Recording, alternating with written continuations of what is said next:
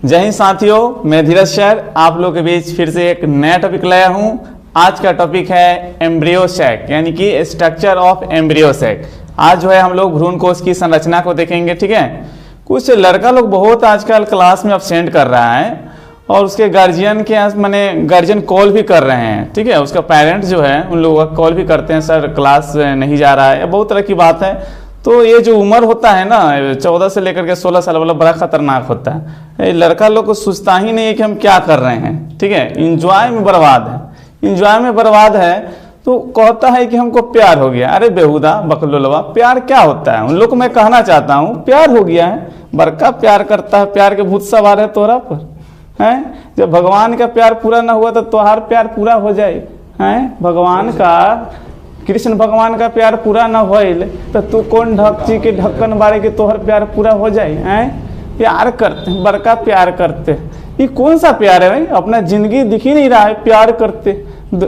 एक चैटिंग कर लिए, रात में हल्लो हल्लो कर लिए, प्यार हो गया। बकलोल कहेंगे। अरे प्यार करना है तो उनसे करो जो तुमको इस धरती पर लाया, जिन्होंने तुमको इस धरती पर लाया, इस जग को दिखलाया, उससे प्यार करो। प्यार करते हैं, बड़का प्यार करते हैं, बकलोल कहीं।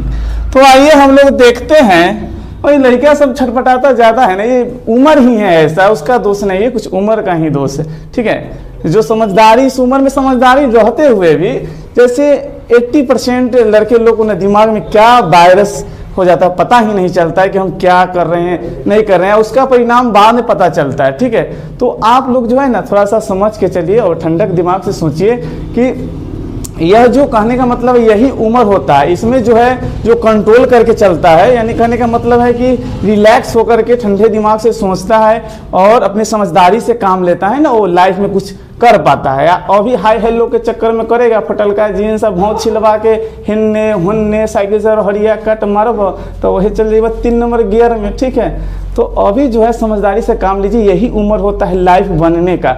यही उम्रवा में पिछल जाइब तो फिर चल जाइब कहाँ पता हुआ। तो अभी जो है उम्र है आपका, अभी कैरियर बनाइए। ठीक है, अब बाद में अगर कहने का मतलब बकलोल यह समझना है आप लोगों को कि कहने का मतलब है कि तुम किसी के पीछे मत भागो, तुम किसी के पीछे मत भागो, तुम अपने आप में ऐसा कुछ बन दिखाओ, अपने आप में कुछ क्वालिटी बना लो कि लोग तुम्हारे पीछे है।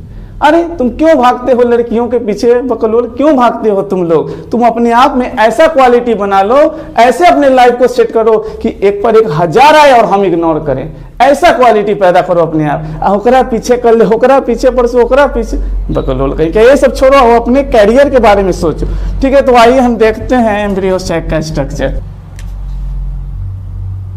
तो यह जो है इसका स्ट्रक्चर है, यानी कि एम्ब्रियो सैक का स्ट्रक्चर है, यानी कि भ्रूण कोश की संरचना है। भ्रूण कोश तो आप जान चुके हैं कि पहले अंडाशय होती है यानी ओवरी होती है, यानी कि जो फ्लावर होता है, जो फूल होता है, उसमें क्या होता है फीमेल पार्ट पिस्टिल होता है, उसके नीचे जो फूला हुआ भाग होता है, पार्ट होता है, उसको हम क्या कहते हैं ओवरी अंडाशय कहते हैं। और अंडाशय में ओवरी में क्या होता है ओव्यूल होता है यानी बीजांड होता है, और बीजांड के अंदर जो होता है एक प्लेट का संरचना होता है यानी कि भ्रूण कोश होता है, यानी एम्ब्रियो सैक होता है। तो यह जो है फीमेल के यानी कि जो फ्लावर का फीमेल पार्ट है पिस्टिल, ठीक है, उसमें क्या होता है ओवरी अंडाशय होते हैं, और अंडाशय में क्या होता है ओव्यूल होता है यानी कि बीजांड होता है, और बीजांड के अंदर का होता है तो एम्ब्रियो सैक होता है। यह क्या चीज का स्ट्रक्चर है? यानी कि एम्ब्रियो सैक का स्ट्रक्चर है, जो कहाँ होता है ओवरी के अंदर बीजांड होता है, ओव्यूल होता है, ओव्यूल के अंदर क्या होता है एम्ब्रियो सैक होता है। ठीक है, तो यह जो सेल होता है, 2 सेल है, यह वाला सेल, यह सेल और यह सेल जो दिख रहा है आपको, यह सेल को हम क्या कह सकते हैं बोलिएगा जरा? यानी साइनर गिट्स कह सकते हैं। क्या कह सकते हैं? साइनर गिट्स, साइनर गिट्स कह सकते हैं, यानी सहायक कोशिका कह सकते हैं। क्या कह सकते हैं? सहायक कोशिका। क्या है? सहायक कोशिका। ठीक है, ये क्या होता है? सहायक कोशिका होता है, यानी साइनर गिट्स होता है। ठीक है, और हाई वाला जो देख रहे हैं ये क्या है? एग सेल है। क्या है? एग सेल है, एग सेल, यानी कि इसको हम क्या कह सकते हैं? अंडाशय, अंडाणु कह सकते हैं, यानी कि अंड कोशिका कह सकते हैं। ठीक है, अंडाणु या अंड कोशिका कह सकते हैं। अंड कोशिका, अंड कोशिका कह सकते हैं। ठीक है, अंड कोशिका या इग सेल कह सकते हैं, ठीक है। और ये वाला जो होता है इसको हम सेंट्रल सेल के नाम से जानते हैं। क्या जानते हैं? सेंट्रल सेल के नाम से। सेंट्रल सेल क्या कहते हैं? Central cell. यानी कि सेंट्रल सेल को हम लोग क्या कह सकते हैं? यानी कि केंद्रीय कोशिका कह सकते हैं। केंद्रीय कोशिका या केंद्रीय कोशिका कह सकते हैं, ठीक है।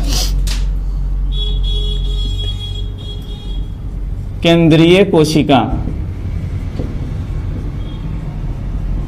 ठीक है, इसको कह सकते हैं केंद्रीय कोशिका, ठीक है। और इसके केंद्रीय कोशिका में क्या होता है? इसको हम पोलर न्यूक्ली कह सकते हैं, या हम क्या कह सकते हैं? एक सेकेंडरी न्यूक्लियस कह सकते हैं, ठीक है। इसको पोलर न्यूक्ली के भी नाम से जानते हैं या सेकेंडरी न्यूक्लियस भी कह सकते हैं।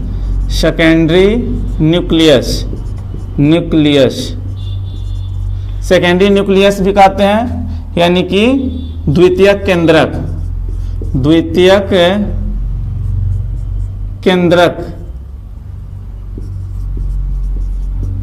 द्वितीयक केंद्रक। इसको जो होता है क्या होता है? सेकेंडरी न्यूक्लियस या पोलर न्यूक्ली के नाम से जानते हैं, या कह सकते हैं द्वितीयक केंद्रक। क्या कहते हैं? द्वितीयक केंद्रक, ठीक है। क्या है? द्वितीयक केंद्रक।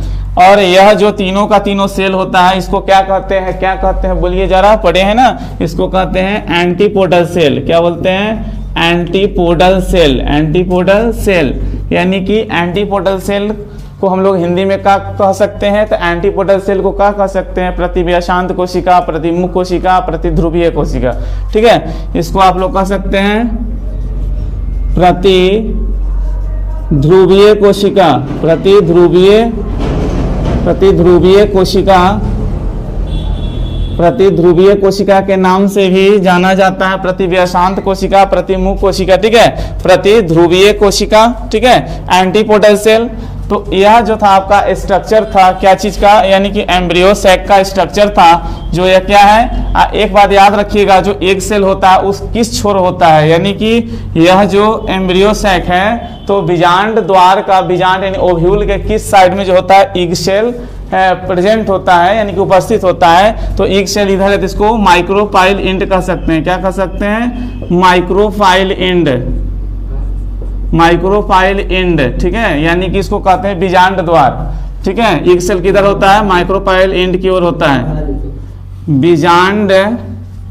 बीजांड द्वार की ओर जो होता है स्थित होता है। इस छोर को हम क्या कहते हैं? बीजांड द्वार कहते हैं। माइक्रोपाइल एंड यानी बीजांड द्वार, जिसमें एग सेल जो होता है अंड कोशिका किधर स्थित होता है? बीजांड द्वार के किस तरफ होता है? तो आपको याद रखना है कि अंड कोशिका किस छोर पर है, किस एंड पर है? तो बीजांड द्वार की ओर है, यानी माइक्रोपाइलर एंड की ओर है, ठीक है। तो अब जो है यह सेल के बारे में अगर पूछा जाएगा कि बताइए एंटीपोडल सेल जो है यानी प्रतिध्रुवीय कोशिका बीजांड द्वार के माइक्रोपाइल के किस छोर की ओर स्थित होता है? तीनों कोशिका। तो आप बता सकते हैं कि यह कोशिका जो होता है यानी कि चलाजा एंड की ओर, या चलाजल एंड भी बोला जाता है इसको, ठीक है।